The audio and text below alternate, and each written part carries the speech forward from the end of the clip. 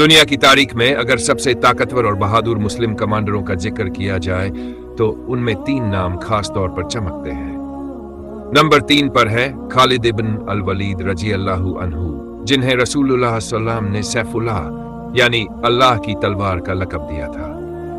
हैरानी की बात यह है कि इस्लाम कबूल करने से पहले वही खालिद बिन वलीद इस्लाम के सबसे बड़े दुश्मनों में से थे, लेकिन जब उनके दिल में हक की रोशनी आई और उन्होंने इस्लाम कबूल किया तो वही शख्स इस्लाम का सबसे बड़ा सिपहसालार बन गया। उन्होंने अपनी जिंदगी में दर्जनों जंगें लड़ी और तारीख गवाह है कि अपने पूरे सैन्य जीवन में वह एक भी जंग नहीं हारे।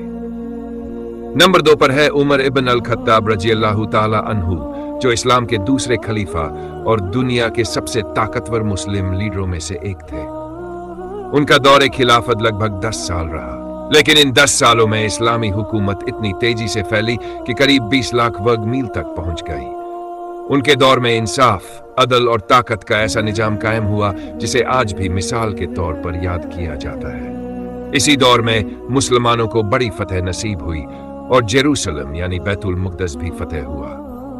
और नंबर 1 पर है अली इब्न अबी तालिब रजी अल्लाहु ताला अन्हु, जो इस्लाम के चौथे खलीफा और बेमिसाल बहादुरी की मिसाल थे।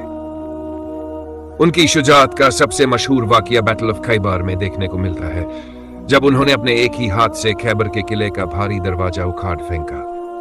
यह जंग मुसलमानों के लिए बहुत कठिन थी, लेकिन जब कमान हजरत अली जैसे शेर खुदा के हाथ में हो तो जीत तय हो जाती है। कहा जाता है कि सिर्फ लगभग 1600 मुसलमानों के साथ उन्होंने खैबर के करीब 14,000 दुश्मन सैनिकों का सामना किया और आखिरकार मुसलमानों को शानदार फतह नसीब हुई। यही वजह है कि इस्लामी तारीख में हजरत अली की बहादुरी, ताकत और जुर्रत की मिसाल आज तक दी जाती है।